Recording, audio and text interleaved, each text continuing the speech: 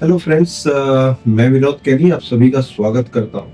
ये आज हमारा जो वीडियो है फिलिप्स के टीवी के बारे में है और इसमें प्रॉब्लम जो है ये आपको मैं खुद ही बता देता हूँ। आइए स्टार्ट करते हैं। ये हम टीवी को स्टार्ट करते हैं। इंडिकेटर लाइट की पोजीशन यहाँ पर आप देख सकते हैं, ये अपने आप ही चालू हो जाता है। फिलिप्स लिखा हुआ आता है, क्या होता है वो देखना है। ठीक है, ये 4K का टीवी का बोर्ड है और यहाँ पर आप देख सकते हैं ये एक तरह से ब्लिंक करता है एक बार और कभी कभी चालू भी हो जाता है और कभी इसमें वीडियो डिस्टरबेंस के साथ ये रिस्टार्ट हो जाता है। जैसे अभी ये चालू हो गया है। ठीक है, हम पिक्चर भी देख लेते हैं इसमें पहले।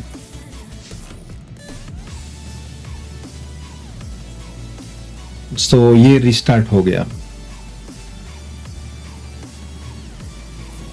आप देख सकते हैं ये स्टैंड बाई में आ चुका है फिर से, मतलब थोड़ा डिस्टरबेंस के साथ। फिर से हम स्टार्ट करके देखते हैं, चालू करते हैं। ये हमने चालू किया। इंडिकेटर लाइट चालू में बंद होती है कि नहीं, अभी हमें चालू करना पड़ेगा। तो हम रिमोट से ऑन करके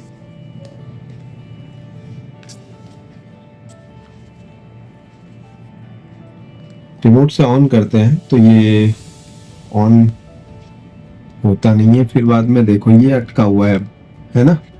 अब मैं ये बंद करता हूँ टीवी को बंद किया, वापस स्टार्ट किया।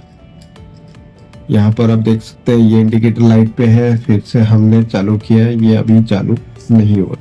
ठीक है, मतलब तो यहाँ पे केबल निकाल के कभी कभी चालू करते हैं तो ये चालू हो जाता है। जैसे कि आप देख सकते हैं ये अभी चालू नहीं हुआ। ये अपनी मर्जी का मालिक है। तो हमें दो काम करना है इसमें। सबसे पहले तो हमें वोल्टेजेस चेक करने हैं। हम सभी वोल्टेजेस चेक कर लेते हैं इसी मोमेंट पे।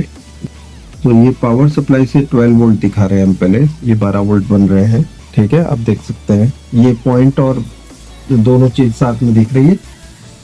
5 वोल्ट बन रहे हैं यहाँ पर। ओके है।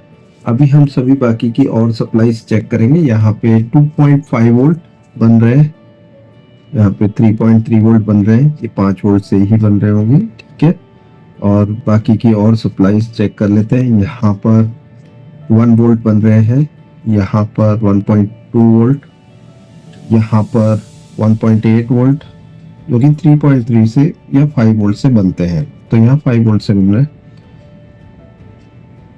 ये 5 वोल्ट से 3.3 वोल्ट। तो करीब करीब सभी सप्लाई यहाँ पे प्रेजेंट है, लेकिन 12 वोल्ट पैनल पे जाने वाले जो है वो नहीं आ रहे हैं और ये इंडिकेटर लाइट पे अटक गया है अभी। ठीक है, इस कंडीशन में हमें अभी फिर से अभी क्या करना है। देखिए सभी सप्लाई ओके है, तो ये हार्डवेयर रिलेटेड या सॉफ्टवेयर रिलेटेड हो सकता है। तो या तो प्रोसेसर ड्राई सोल्ड हो सकती है, इसकी रिवॉल्विंग करके डालनी होती है, और ईएमएमसी के सॉफ्टवेयर को हम रीड करके दोबारा राइट करेंगे। लेकिन पहले चेक करेंगे ईएमएमसी की पूरी डिवाइस लाइफ टाइम वगैरह हमें चेक करके ही सॉफ्टवेयर डालना होता है। तो हम दो काम करने वाले हैं। पहले हम हीट सिंक निकाल लेते हैं और देखते हैं प्रोसेसर इसमें कौन सी है। तो हो सकता है कि आपकी जो प्रोसेसर है उसकी ट्रैक्स ओपन हो जाए, प्रोसेसर खराब भी हो सकती है और ट्रैक्स भी खराब हो सकती है। तो ध्यान रखना है, निकालते समय हमेशा खास ध्यान रखना है इन चीजों का कि आप प्रोसेसर के साथ कोई गड़बड़ ना कर दें। ये प्रोसेसर दिखा दो अभी यहाँ पर। ठीक है, हम लाइट ऑन करके दिखा देते हैं। ये प्रोसेसर है HT3751।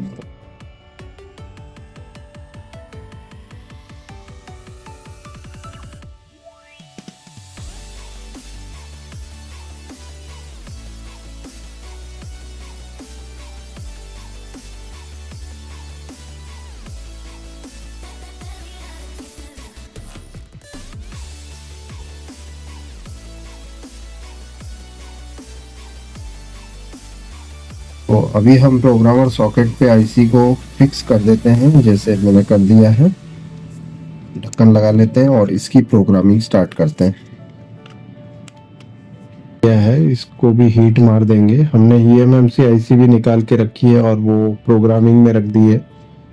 साथ में प्रोसेसर को भी हीट मार रहे हैं, तो दो काम कर रहे हैं जिससे ये बोर्ड रिकवर होगा। अभी हम पहले डेटा रीड कर लेते हैं, उसके बाद यही डेटा को राइट करेंगे। सो डेटा रीड हो चुका है, इसकी हमने हेल्थ रिपोर्ट ली तो वो भी ओके है, तो डेटा राइट करने रख देते हैं। इसमें यूज़र एरिया और CSD फाइल डालनी है।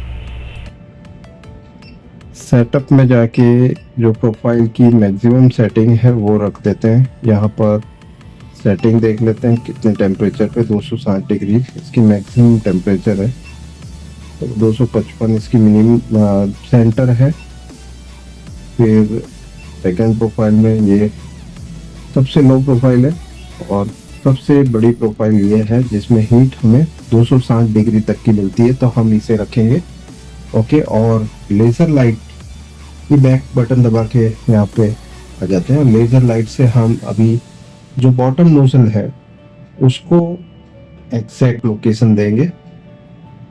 ठीक है, ये हमारी बॉटम नोजल वहीं पे होनी चाहिए जो बॉटम का जो नोजल है और प्रोसेसर दोनों सेंटर में होने चाहिए। तो सेंटर आ गई है। ओके, अब टॉप नोजल को हमें, और ये सारे जो हमने स्टैंड की स्क्रू को लूज कर रखा था उसको टाइट कर लेना है। ठीक है,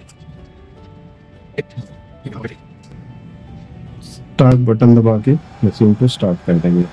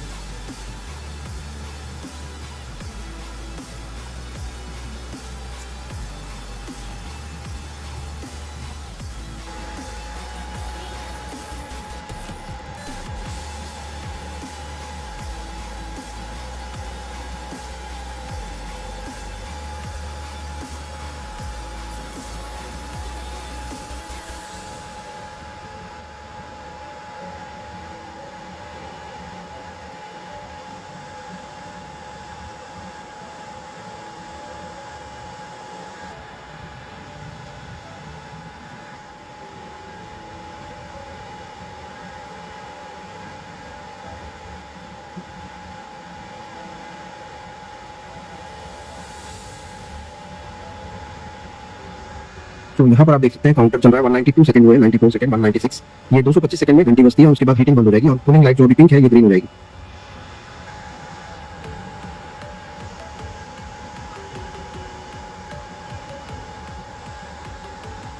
तो यहाँ पे आप देख सकते हैं ये जो पिंक लाइट थी वो ग्रीन हो गई और ये अब टेम्परेचर डाउन हो गया। तो ये जो डाउन होने तक यहाँ पर पंखा जो है यहाँ से घूमता है, क्योंकि ये जो घूम रहा है वो पंखा है। सॉरी, वो जो गोल दिख रहा है पंखा है, नो तो वो घूमता रहेगा और ये बोर्ड को ठंडा रहेगा। अभी समय पे हीटिंग बंद हो रही है, ठंडी हवा चालू है। ओके, हीटिंग का काम हो चुका है। अभी हम eMMC IC भी लगा लेते हैं यहाँ पर, जो हमने ऑलरेडी प्रोग्राम करके रखा हुआ है।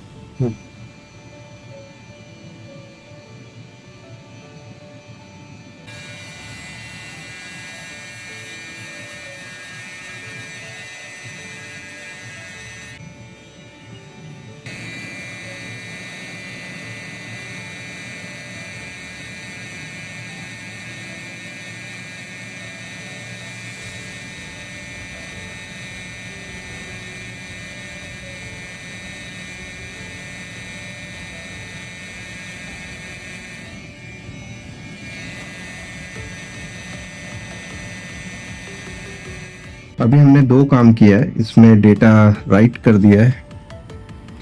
हमने दो काम किया है इसमें, एक तो eMMC IC को हमने रिवॉल्व किया और वापस प्रोग्रामिंग करके वही रीड किया और वही डेटा राइट कर दिया है, और प्रोसेसर को हीट किया है BGA पेस्ट लगा के, BGA मशीन के थ्रू हीट करके। अभी हम चेक कर रहे हैं कि क्या अब ये हमारा जो बोर्ड स्टैंड बाई में अटक गया था लास्ट टाइम आपने देखा था जब ये दोनों काम हमने नहीं किया था, अब हम देख लेते हैं क्या ये काम हो गया है। सो अभी हम चालू करके देख लेते हैं क्या हमारी जो प्रॉब्लम है वो सॉल्व हुई या नहीं हुई। तो यहाँ पर हम चालू कर लेते हैं इस टीवी को। आपको यहाँ पर फिलिप्स, और ये मैंने बड़े टीवी पे भी लगा दिया है। यहाँ पर आप देख सकते हैं, ये हमने इसका आउटपुट जो है HDMI के थ्रू इसको भी दिया हुआ है। तो यहाँ पे आप देख सकते हैं फिलिप्स लिखा हुआ आ गया। ये तो आता ही था, लेकिन थोड़ी देर चल के पिक्चर डिस्टर्ब हो रही थी और बंद हो रहा था टीवी, और उसके बाद स्टैंड बाय में चले जाता था।